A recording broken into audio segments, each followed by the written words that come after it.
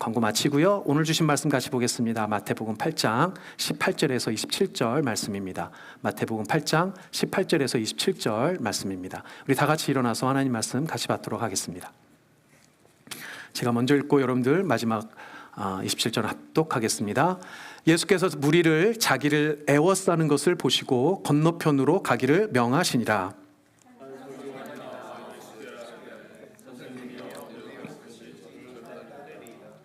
예수께서 이르시되 여우도 굴이 있고 공중에 새도 거처가 있으되 인자는 머리 둘 곳이 없다 하시더라.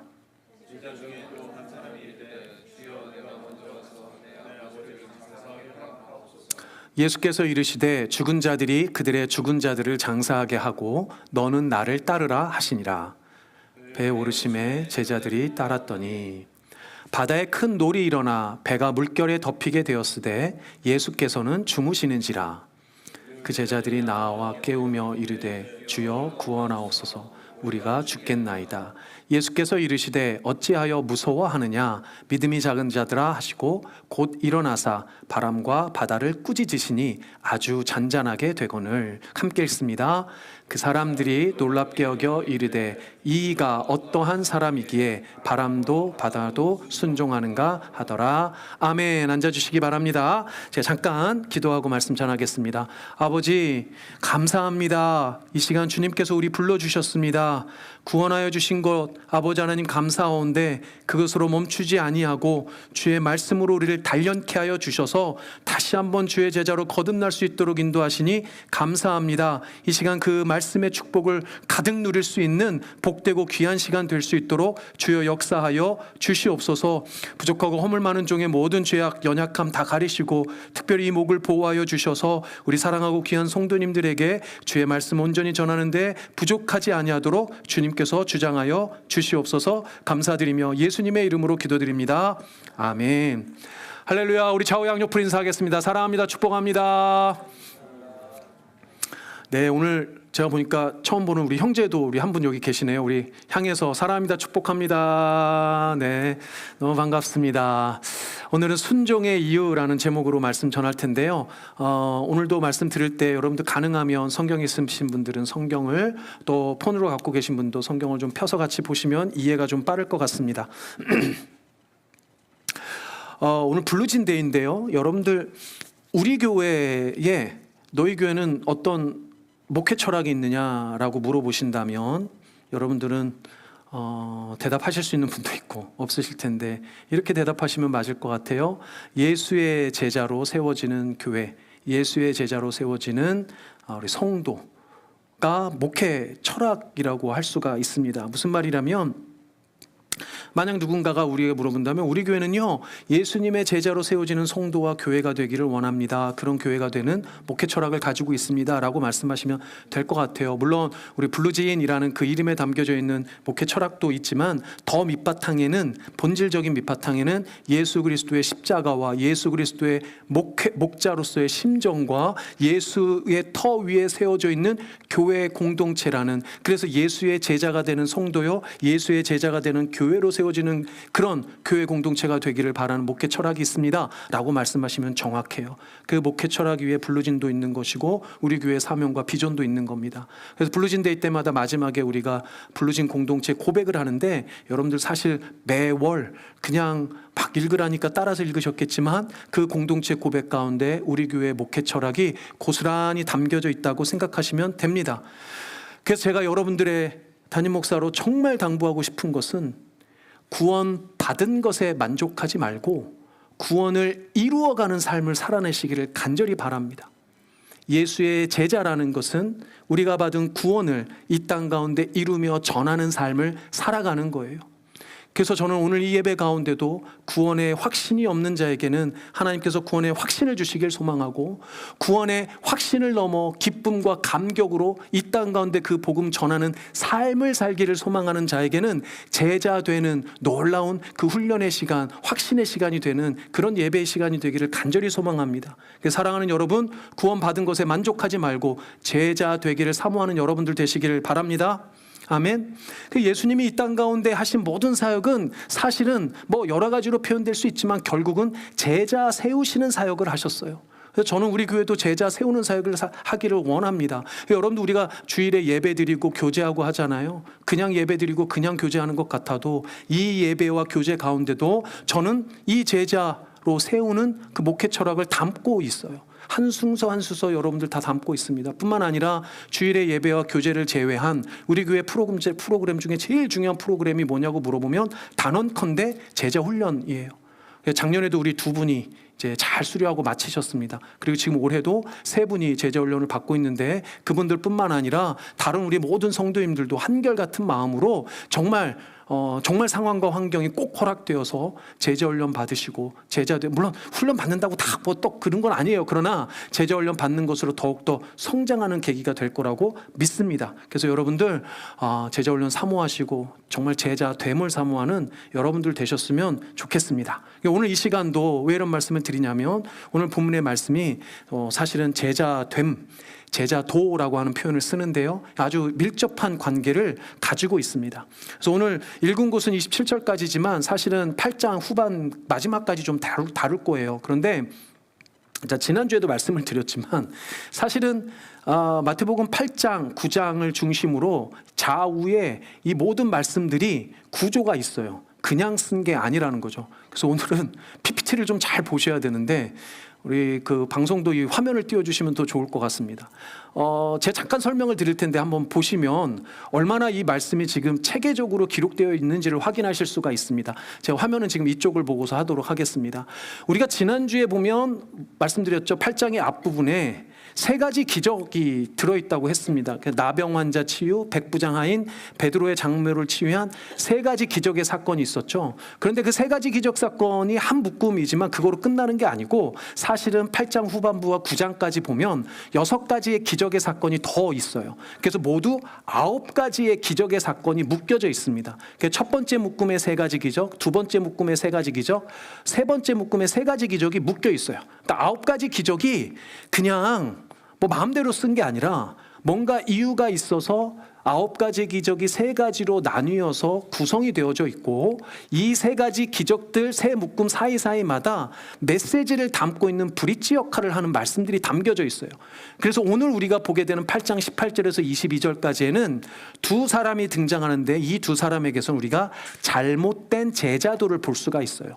그리고 둘째 묶음에 우리가 2가지 기적, 바다 풍랑의 기적, 그 다음에 그 잠재우는 기적, 군대 귀신을 퇴치하는 기적을 볼 텐데 여기까지도 제자도에 대한 논쟁이고요.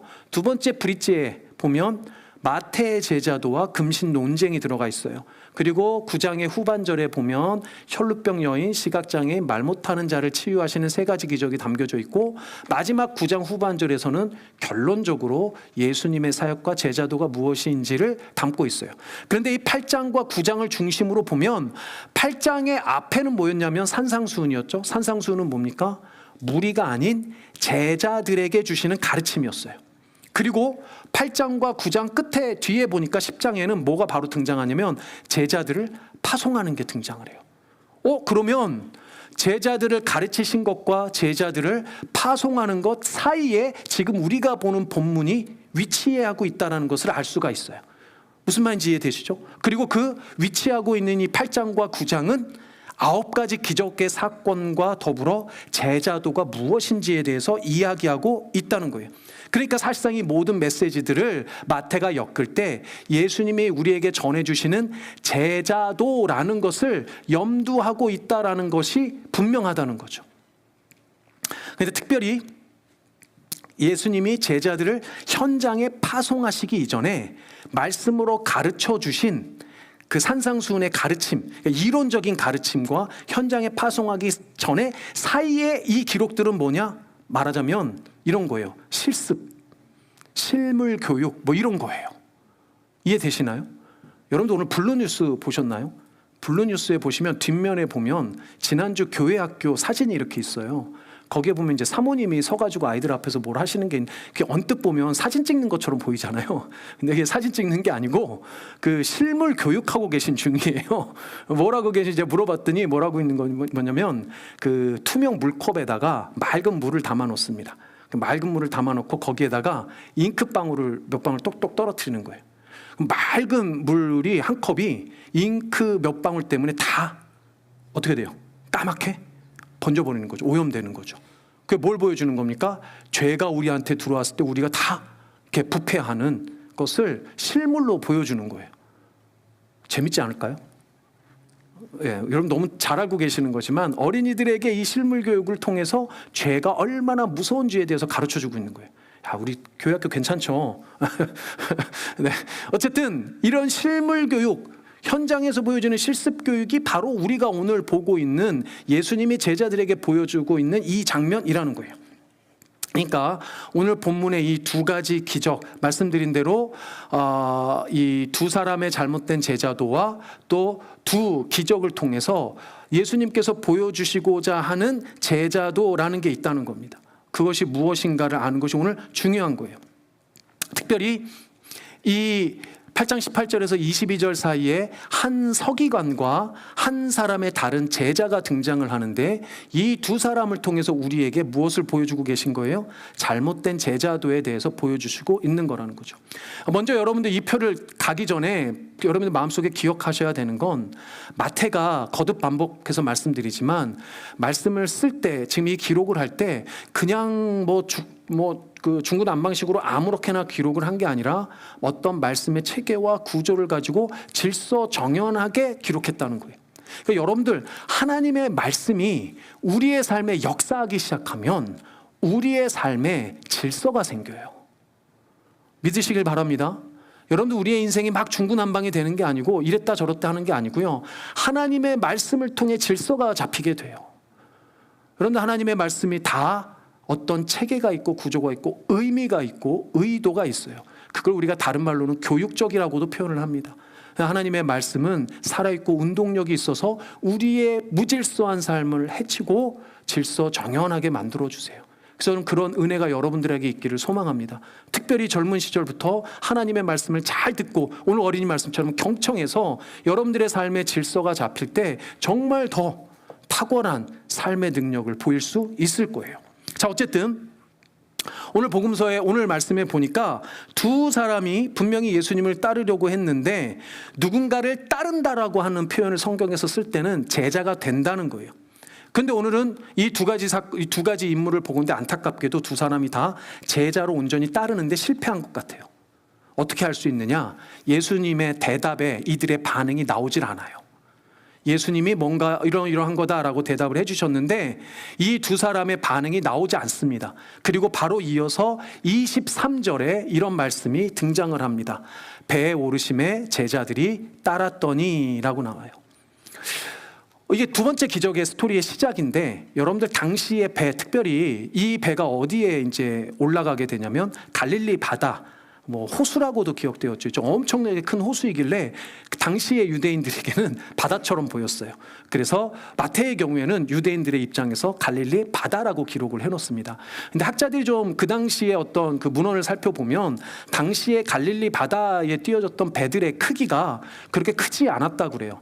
특별히 베드로와 같은 그 어부들 제자들이 썼던 배가 그 막 큰 배가 아니어서 보통 한 10명 남짓 정도 타면 다 탈 수 있을 정도의 크지 않은 배라고 생각을 합니다. 그렇다면 지금 저 배에 오른 제자들은 아마도 예수님께서 친히 택하여 부르셨던 12제자의 일부였을 거라고 생각하는 것이 문헌의 배경상, 저 역사적 배경상 맞다는 거예요. 그렇다면 지금 저 제자들은 앞에 있는 두 사람과 구별되어지는 예수님이 택하여 부르신 진짜 제자들이라는 거죠. 그래서 그들이 따랐다는 겁니다. 그래서 이 뒤에 기적의 스토리들은 그 앞에 따르지 못했던 제자들과 따랐던 제자들 사이의 차이점을 알 수가 있는 거예요. 그래서 여러분도 오늘 말씀 이후로 들을 때는 이 질문을 염두하고 들어야 돼요.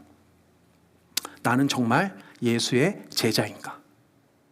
아니면 사실 더 실질적인 것은 나는 정말 예수의 제자로 살아가고 있는가? 라는 질문을 염두에 두고 이 기록을 여러분들이 보셔야 한다는 거예요. 자, 그럼 오늘 본문의 시작을 먼저 보겠습니다. 18절, 19절 우리 다시 한번 자세히 들여다볼까요? 18절입니다. 예수께서 무리를 자기를 에워싸는 것을 보시고 건너편으로 가기를 명하시니라 라고 말씀합니다. 자, 그 다음 19절 여러분들 읽어보겠습니다. 시작.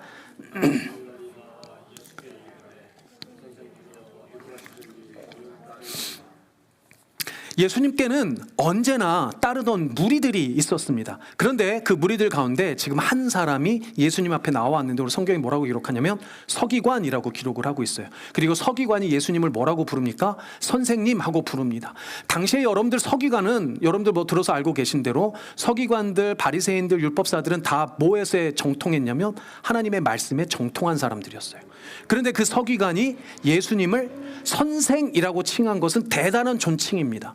대단한 존칭이에요. 그리고 마태의 전체 기록을 다 살펴봤을 때 유일하게 이곳에 등장하는 서기관만 예수님에게 긍정적이에요.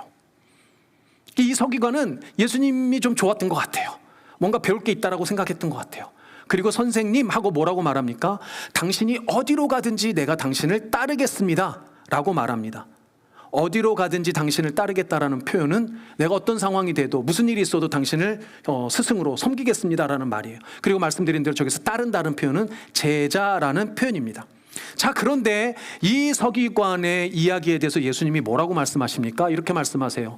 예수께서 이르시되 여우도 굴이 없고 공중의 새도 거처가 있으되 인자는 어디가 없어요? 머리 둘 곳이 없다 하시더라. 머리 둘 곳은 뭡니까? 몸을 뉘어서 잠잘 곳도 없다라는 의미입니다. 여러분들 여우나 새나 동물조차도 다 집이 있는데 예수님은 그런 집조차 없다라고 말씀을 하시는 거예요. 그러니까 무슨 말입니까? 이 땅에 소유가 없다라는 거예요. 이 땅의 물질적인 소유가 본인에게 없다라고 말씀을 하시는 거예요. 많은 사람들이 이 땅의 소유의 기본을 뭐라고 그러냐면 집이라고 그럽니다. 집. 응팔 보면 그 모든 가족들이 무엇에 소망합니까? 집 사는 거에 소망하잖아요. 우리 한국 사람들 집 사는 거에 몸매여 있잖아요. 우리만 그렇습니까? 많은 사람들이 다 그렇더라고요. 이 땅을 살아가는 사람들에게 첫 번째 소유의 목록은 집이에요. 근데 여러분들 진짜 예수님이 집이 없으셨나요? 있었겠죠. 심지어 베드로의 집에 머무셨잖아요. 지난주에 보니까. 나중에도 보면 마가의 다락방 집에 가서 모이시잖아요. 집이 정말 없었나요? 아니요. 그런 의미가 아니죠. 이 땅의 소유에 대해서 집착하지 말라는 거예요. 이 땅의 소유에 매여 있지 말라는 거예요. 그런데 이 서기관이 이 예수님의 말씀 뒤에 반응이 있어요? 없어요? 오늘 기록에 보니까 없어요. 없습니다. 만약에 예수님을 이 말씀을 듣고도 따랐다면, 제자가 되었다면 이 사람도 다른 제자들과 마찬가지로 이름이 기록이 되었겠죠. 근데 안타깝게도 기록이 없어요. 이 한 서기관은 이 말을 듣자마자 어디 가든 내가 따르겠다라고 했던 맹세는 어디 가버리고 아마도 예수님을 따르지 않았던 것 같습니다. 사랑하는 여러분, 진짜 제자가 된다는 것은 이 땅의 소유에 매여서는 안 되는 거예요. 이 땅의 소유에 집착해서는 안 되는 거예요. 제가 언젠가 말씀드린 것처럼 여러분들에게 소위 말하는 이 땅에서의 무소유를 추구하라는 말이 절대로 아닙니다. 우리가 살아가기 위해서는 살아가야 될 집도 필요하고 차도 필요하고 먹고 살려면 먹을 것도 필요하고 당연히 필요하죠. 말씀드린 대로 예수님도 분명히 거처가 있기는 하셨을 거예요. 그러나 오늘 이 본문에서 예수님이 이렇게 말씀하신 이유는, 야 서기관, 너는 그렇게 말함에도 불구하고 왜 이 땅의 소유에 집착하느냐, 왜 여전히 이 땅의 소유에 매여 있느냐, 이 말이에요. 심지어 어떤 사람들은 물질의 복을 은사로 받기조차 합니다. 저는 그런 사람 많이 봤어요. 사업 잘하는 사람들은요, 일반 사람들이 보지 못하는 돈의 흐름이 보인다고 하더라고요. 그런 사람들이 있습니다. 하나님의 사람들 가운데도, 제자들 가운데도 물질의 복을 받은 사람이 분명히 있단 말이에요. 그럼에도 불구하고 예수님께서 오늘 이 본문에서 말씀하시고 싶은 건 뭐냐? 진정한 예수의 제자라면 이 땅의 소유에 집착하거나 매여서는 안 된다는 거예요. 여러분들 삶을 돌아보시기 바랍니다. 여러분들 삶 가운데서도 내가 혹시 이 땅의 물질의 소유에 매여 있는 것은 아닌지, 너무 거기에 집착하고 있는 것은 아닌지 한번 되돌아 보시라는 거예요. 두 번째 인물도 등장합니다. 우리 21절 22절 같이 보겠습니다. 제자 중에 또 한 사람이 이르되 주여 내가 먼저 가서 내 아버지를 장사하게 허락하옵소서. 22절 여러분들 있습니다. 시작.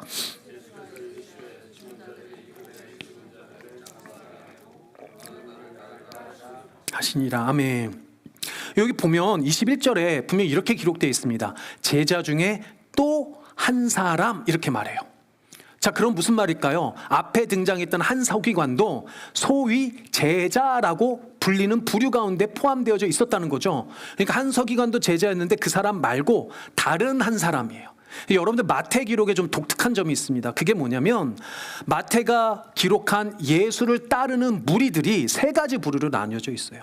그 첫 번째 부류는 뭐냐면 예수님을 진짜 제자로 따르던 무리들이 있었어요. 우리들이 흔히 알고 있는 12제자와 같이 그런 사람들이 있었어요. 두 번째는 뭐냐면 여기서도 아까 처음 시작할 때 무리라고 표현되어져 있던 사람들, 그러니까 예수님의 기적을 보고 놀라운 모습들을 보고 웅성웅성 모이기는 하는데 진짜 제자는 아닌 사람들인 거예요.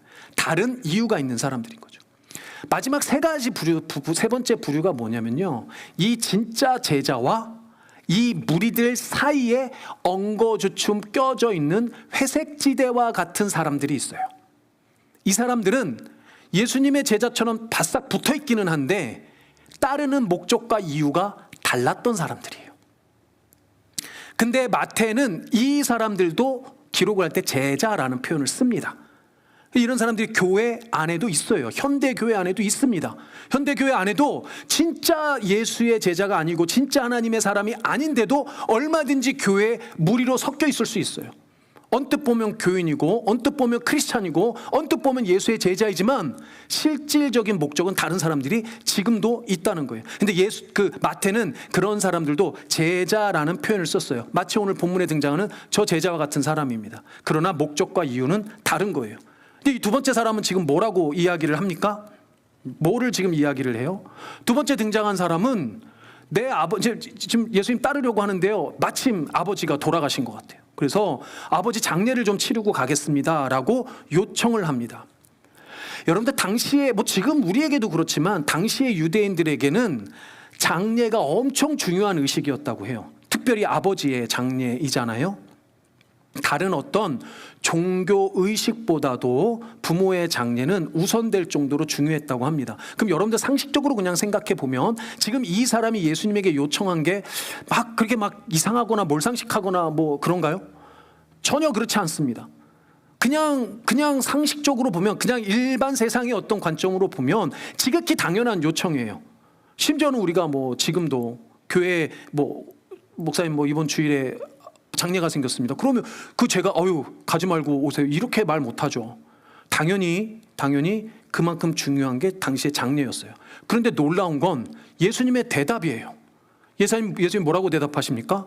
죽은 자들이 그들의 죽은 자들을 장사하게 하고 너는 나를 따르라라고 말씀하세요. 무슨 말씀일까요? 아주 여러 가지 신학적인 깊은 얘기 있지만 오늘 본문의 맥락에서 한 가지만 이야기하면, 예수 그리스도를 따르고 제자가 된다는 것은 이 땅에서 맺은 그 어떤 인간 관계보다도 우선한다는 거예요. 죽은 자들이 그들의 죽은 자들을, 저기서 죽은 자들은 진짜 죽은 자들이 아니죠.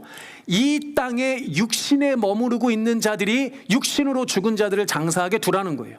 하나님의 사람은, 예수의 제자는 영을 위해서 하나님의 나라와 일이 우선이라는 거예요. 이 땅의 인간관계가 우선이 아니라 하나님과의 관계가 우선이라는 겁니다. 근데 여러분들 이것도 역시나 여러분도 오해하시면 안 돼요.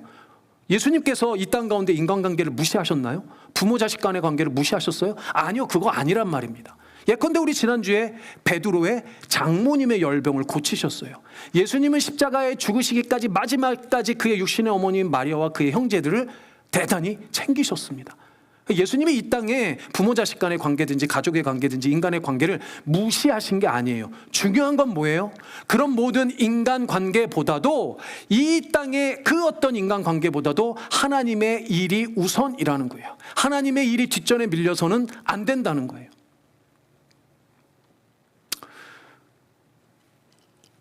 잔인하게 들리실 수도 있을 것 같아요. 그래서 이거 받아들이기 힘든데? 라고 생각하는 분이 있을 것 같습니다. 그런데요, 이건 대단히 한쪽으로 보면 당연한 이야기입니다. 제 예를 이렇게 드릴게요. 제가 보통 제자훈련에 대해서 이야기하다 보면 우리 군대 가는 훈련소에 대한 이야기를 종종 하는데, 군인이 되는 거죠. 여기 이제 좀 젊은 청년분들이나 저보다 연식이 최신이신 분들은 좀 군대 문화가 달라서 다를 수도 있지만, 제가 이때 할 때를 생각을 해보면 이래요. 긴 머리를 짧게 자르고, 그쵸? 부모님과 친구들과 여자친구와 같이 이제 훈련소에 이제 입대를 하게 되지 않습니까? 이제 저 같은 경우는 논산에 있는 훈련소에 입대를 했는데 아직도 뭐 기억이 생생합니다. 하나도 안 잊혀질 정도로. 처음에 이 훈련소에 가면 훈련소가 꼭 그 우리 학교 운동장처럼 생겼어요. 저희 뭐 운동장이라고 안 그러고 이 저기 뭐죠? 군대에서 연병장이라고 그러죠. 그 이제 운동장 이렇게 보면 한쪽에 스탠드가 쫙 있습니다. 그러면 이제 이제 입대식이 되면 3, 4, 5 먼저 다 모여드는데 가족들과 친구들과 입대하는 이 사람 어디에 있어요? 처음에 다 스탠드에 이렇게 다 모여서 있습니다. 그리고 뭐 부모님 손 붙잡고 친구들 손 붙잡고 뭐 잘 가라, 잘 있어라, 뭐 인사하면 이러고 있겠죠. 막 그러고 있다 보면 이제 시간이 딱 되면 연병장에서 훈련소장이 이제 마이크에 대고 자 훈련병들 연병장으로 나오라고 이제 마이크에 대고 딱 얘기를 합니다. 자 이제 훈련병들 연병장으로 다 모여주세요 하고 이야기합니다. 그럼 모일까요? 안 모일까요? 한마디에서는 절대 안 움직여요. 손 붙잡고 막 인사 더 해야 된다고 그러고 막 뭐 2마디 3마디 막 소리 질러대고 기관병들이 와서 빨리 오시라고 시간 다 됐다고 막 이렇게 한참 하면 이제 하나씩 둘씩 이렇게 모여들어요. 하나씩 둘씩. 저는 저희 어머니께서 이 심약하셔가지고 거기까지 못 따라오시고 저희 아버지만 아버지하고 친구들이 이렇게 왔었거든요. 근데 저희 이제 마지막에 아버지랑 악수할 때가 아직도 기억이 납니다. 스탠드에서 악수를 딱 하고 악수 거의 안 아버지랑 악수하시는 저 아버지랑 악수할 거의 없었던 것 같은데 악수를 이렇게 하고 이제 저는 손을 두고 나가려고 하는데 저는 손을 놓는데 아버지는 손을 못 놓으셨어요. 그 손끝이 아직도 기억이 납니다. 이제 저는 놓는데 아버지는 못 놓으시는. 이게 딱 이렇게 헤어지고 어디로 다 모여요? 연병장에 이제 다 모입니다. 그리고 딱 마지막에 뭐라고 그래요? 뒤로 돌아! 그래요. 뭐 하라는 얘기예요? 이 세상에서 맺었던 사회에서 맺었던 관계들 끊으라는 거예요. 부모하고 인사하고 친구들하고 인사하고 끊어내라는 겁니다. 뒤로 돌아 하는 거예요. 거기가 끝이냐면 그게 끝이 아니죠. 뒤로 돌아 그럼 뭐 처음에 와가지고 머리만 깎았지 뭐 군인들이에요. 그거 뭐 다 뒤로 돌아 뭐 오른쪽으로 돌고 뒤로 뭐 난리도 아니죠. 하여튼 뭐 그냥 줄 서서 뭐 기관병들이 자 훈련병 여러분들 좋은 말로 얘기합니다. 자 부모님들 이제 안녕히 가시고요. 이제 자 절로 갑니다. 그러고 막 이렇게 걸어가요. 이제 막 줄 맞춰가지고 그러면 이제 저 한쪽에 이제 해서 건물 뒤편으로 싹 갑니다. 이제 건물 뒤편으로 탁 하면 기관병들 어투가 달라져요. 야이 뭐 해갖고 쌍욕이 튀어나오고 막 좌로 굴러 위로 굴러 뭐 앞으로 엎어지고 뒤로 엎어지고 뭐 눈물 콧물 정신없이 막 이렇게 막 굴러요. 그러다 보면 이제 입고 왔던 뭐 이런 청바지, 면바지, 뭐 티셔츠 다 항문줄 이제 난리가 나지 않겠습니까? 그러다 보면 이제 그러고 이제 좀 구르다 보면 기관병들이 이제 뭐 해가지고 내무반으로 이렇게 보내거든요. 내무반에 보내자마자 가장 먼저 하는 일이 뭔지 아세요? 제일 먼저 하는 일은 옷을 다 벗어서 박스 하나에 다 넣습니다. 자기가 가지고 있던 모든 물품들 다 넣게 돼 있어요. 다 넣습니다. 이제 지급받은 군복, 군화, 심지어는 군용 빤스 뭐 다 그거로 갈아입고 자기가 있었던 모든 싸제 물건들은 박스 안에 다 넣어가지고 이제 주소 적어서 이제 집에 보내죠. 한 일주일 뒤에 그래서 집마다 이제 난리가 나죠. 그거 받아보시고 부모님들이. 그러면 여러분들 사회에서요 얼마나 부자였든 얼마나 가난하든 아무 상관없어요. 그렇게 다 벗겨놓고 다 군복 입혀놓으면요 다 똑같습니다. 뭐를 집착하지 말라는 거예요. 이 땅에서 뭘 가지고 있든지 아무 상관없는 거예요. 여러분들 군인이 되는 과정의 훈련 과정의 가장 첫 번째는 사회에서 맺었던 인간관계 끊는 겁니다.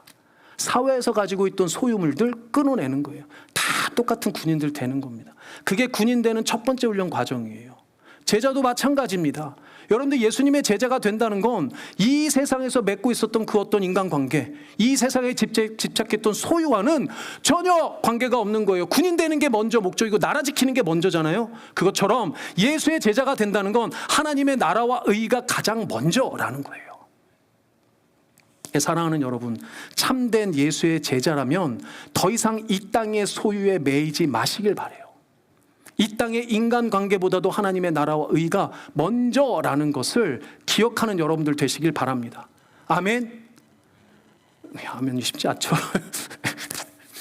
그래도 아멘 되시는 여러분들 되셨으면 좋겠습니다.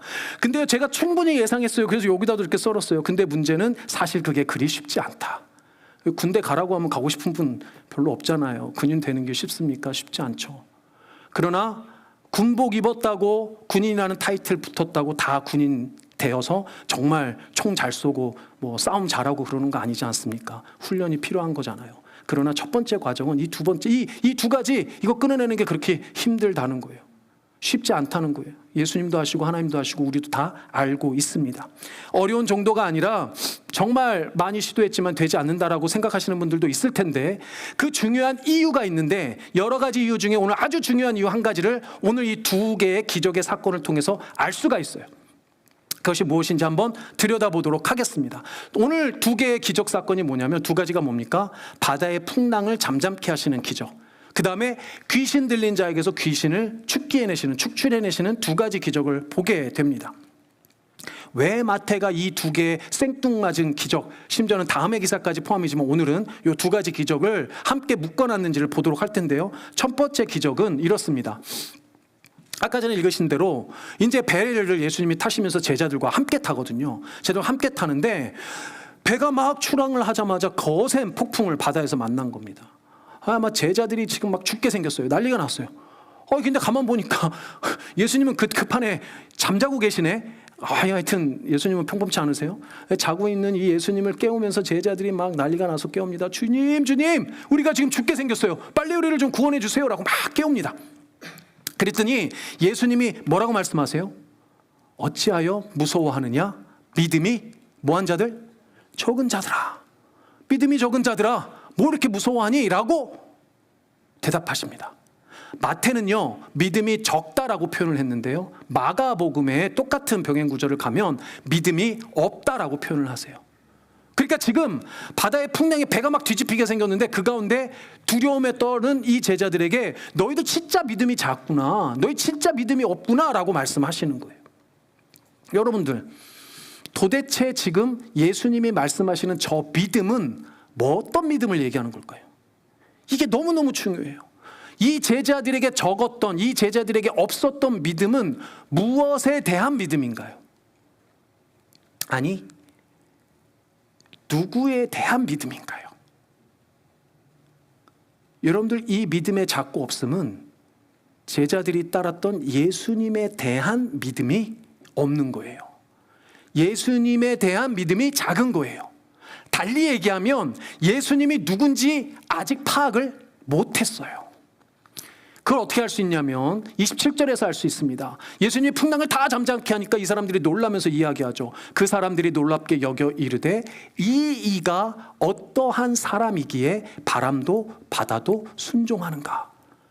이가 어떤 사람이기에 라는 말은 제자들이 이 사람이 누군지 알았다는 거예요? 몰랐다는 거예요?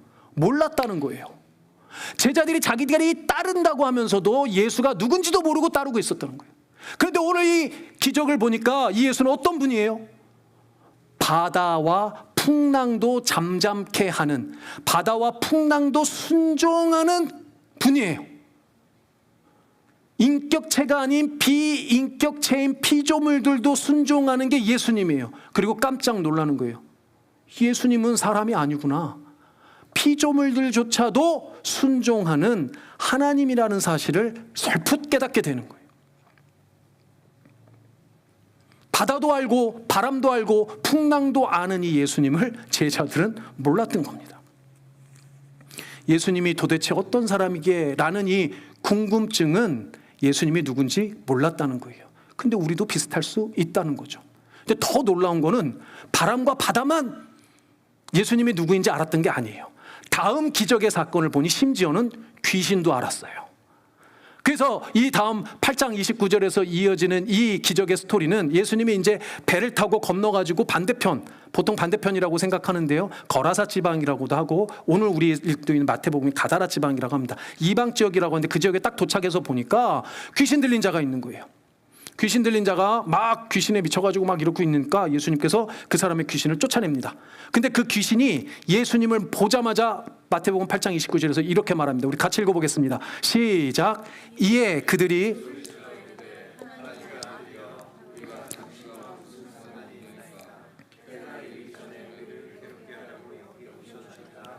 아멘. 뭐라고 이야기합니까? 하나님의 아들이구나. 당신은 하나님의 아들이십니다. 그런데 당시 유대인들의 개념에 하나님의 아들은요, 하나님이에요. 하나님의 아들은 하나님이란 말이에요. 그러니까 귀신을 알아본 거예요. 어이, 하나님이신 당신이 왜요 지금 여기 와가지고 당신의 때가 이르지 않은데 왜 여기 와가지고 우리를 괴롭게 하십니까? 귀신도 예수님이 하나님이신 줄 정확히 알아보는 겁니다.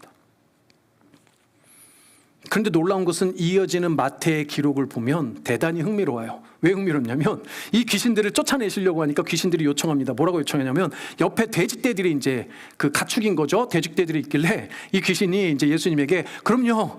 우리 저기 내보내시면은 저 귀신들이 저 돼지떼들에게 우리를 보내달라고 요청합니다. 예수님이 들어주세요. 들어주십니다. 32절에 그들에게 가라 하고 들어주십니다. 그랬더니 귀신이 순종해요 안 해요? 순종하세요. 귀신도 누군지 알아보고 누군지 알아봤기에 순종해요. 그런데 놀랍게도 이 이후에 사람들의 반응은 우습습니다. 뭐라고 반응합니까? 온 시내가 예수를 만나려고 나가서 보고 그 지방에서 떠나시기를 간구하더라. 귀신은 알아보고 예수님의 말씀에 바짝 엎드려 순종하는데 그 모양새를 보고 있는 주변의 사람들은 예수님이 떠나기를 간구합니다. 만약에 이 사람들이 예수님을 정말 하나님이라고 알았다면 어떻게 했을까요? 당장 가서 엎드리고 경배하고 예배하고 막 마련해갖고 어떻게든 대접하려고 그러고 뭐 난리 나지 않았겠습니까? 그런데 몰라보는 거예요. 사람들은 몰라보고 제발 좀 떠나가라고 합니다. 왜요?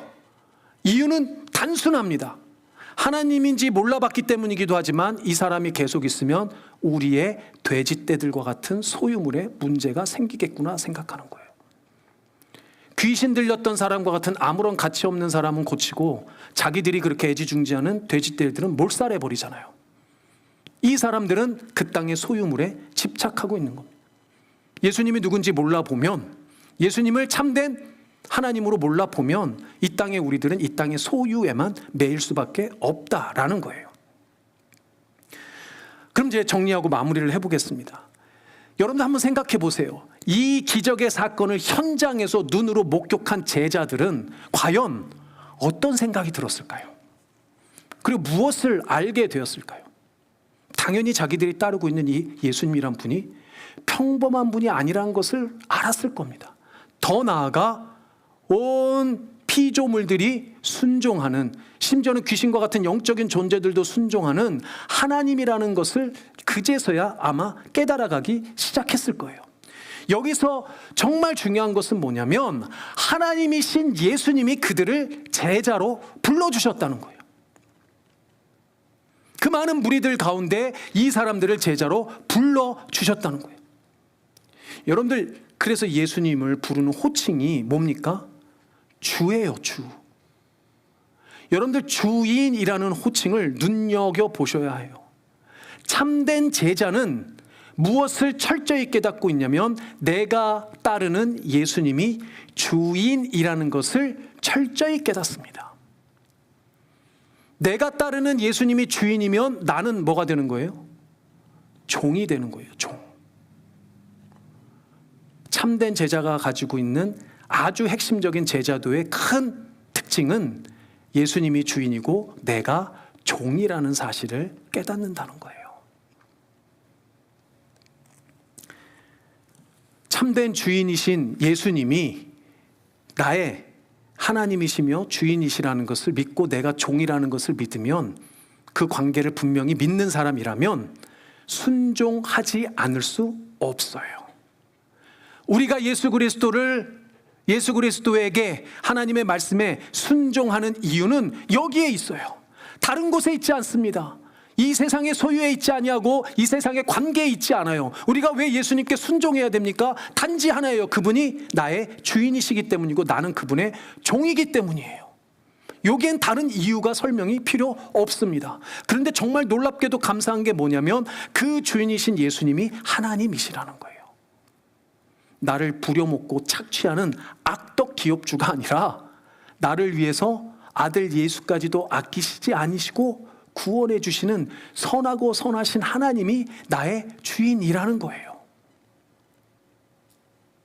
여러분들, 구원이 뭡니까? 10원보다 1원 모자란 게 구원인가요? 그래서 구원이 그렇게 값비싼 건가요?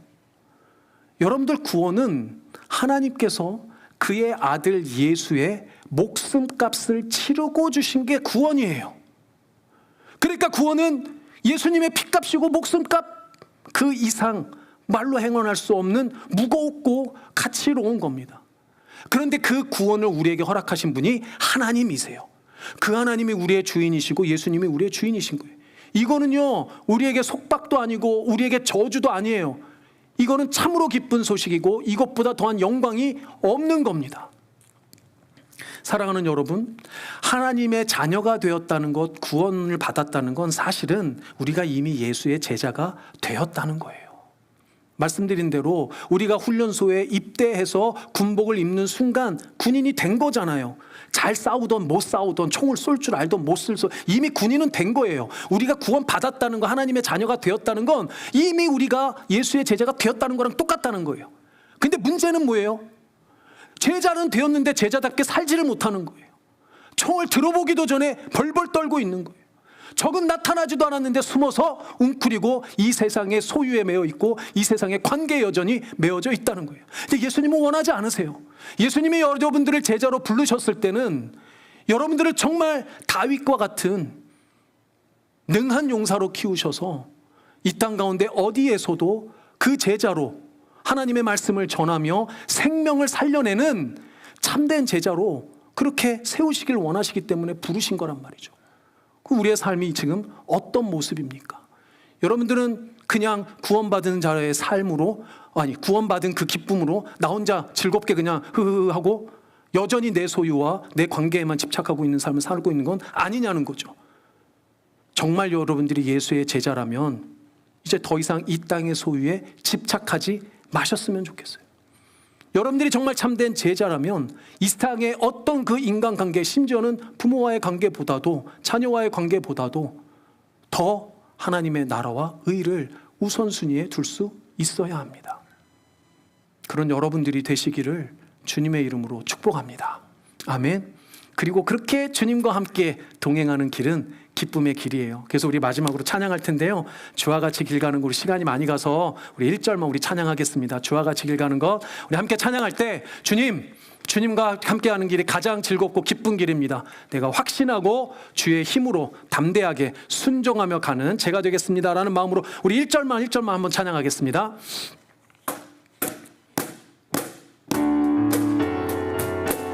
우리 마음의 기쁨을 가지고 우리 힘찬 마음으로 함께 찬양하겠습니다. 주와 같이 길 가는 것, 주와 같이 길 가는 것 즐거움. 아멘. 믿으십니까? 아멘. 우리 주님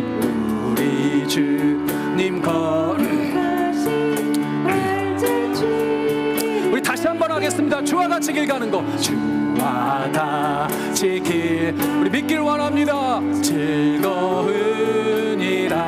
우리 주님 걸어가신 발자취를, 아멘. 한 걸음 주 예수와 날마다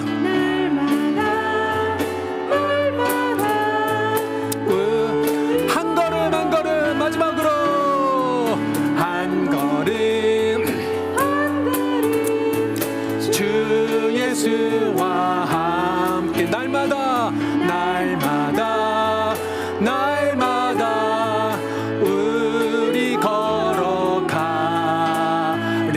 아멘. 우리 주인 되신 주님과 늘 동행하시는 우리가 되길 소망합니다. 우리 이제 다 같이 일어나서 우리 블루진 공동체 고백 함께 읽으시고 제가 기도하고 축도하고 예배 마치겠습니다. 우리 오늘 주신 말씀 또 찬양 기억하면서 이 고백이 그런 고백이었구나라는 마음으로 함께 읽으셨으면 좋겠습니다. 함께 고백합니다. 시작. 우리는 세상으로부터 부름받은 하나님의 백성입니다. 우리는 복음을 위하여 다시 세상으로 보냄받은 예수 그리스도의 제자입니다. 우리는 오직 하나님만을 찬양하고 경배하는 하나님의 예배자가 되겠습니다. 우리는 생명의 복을 받은 하나님의 형상으로서 세상을 축복하는 소명자가 되겠습니다. 우리는 하나님 말씀에 빛된 복음으로 세상을 밝히는 전도자가 되겠습니다. 우리는 행함과 진실함으로 교회와 이웃을 섬기는 화목제가 되겠습니다. 그리하여 하나님 나라가 임하며 하나님께만 영광을 돌리는 주님의 공동체가 되겠습니다. 제가 기도하겠습니다. 아버지 감사합니다. 선하신 주님께서 아들 예수도 아끼지 않으실 만큼 사랑하여 주셔서 우리를 구원하신 그 하나님께서 우리의 주인 되어 주시니 감사합니다. 종된 우리의 신분을 잘 깨닫고 주인 되신 아버지 하나님의 말씀을 철저히 순종하며 하나님의 나라와 의를 구하는 삶을 살 수 있도록 인도하여 주시옵소서. 그런 제자의 삶을 살아갈 때 하나님께서 이 땅 가운데 우리가 상상하지 못한 더한 것으로 축복해 주실 줄 믿습니다. 그 믿음 가지고 정말 참으로 주님께서 이루어 가시는 그 생명 역사의 한복판에서 주의 제자로 당당하게 살아갈 수 있도록 우리 사랑하는 성도님들 한 분 한 분에게 힘을 주시고 능을 주시고 자신감을 주시고 기쁨을 주시고 즐거움을 주시고 감격을 주시고 평안을 주시는 놀라운 은혜가 있을 수 있도록 주님께서 축복하여 주시옵소서. 지금은 우리를 구원하여 주신 예수 그리스도의 은혜와 아버지 하나님의 사랑과 성령 하나님의 교통하시는 역사가 지금 머리 숙여 주 앞에 경배하며 주의 말씀 순종함으로 거룩한 예수 그리스도의 제자 되는 삶을 살기를 간절히 소망하고 작정하는 우리 사랑하는 블루진 한인교회 모든 성도님들의 머리 위에와 이들의 가정과 일생 위에 먼 타지에 나가 있는 가족들에게까지 지금으로부터 영원토록 함께 있을지어다. 아멘.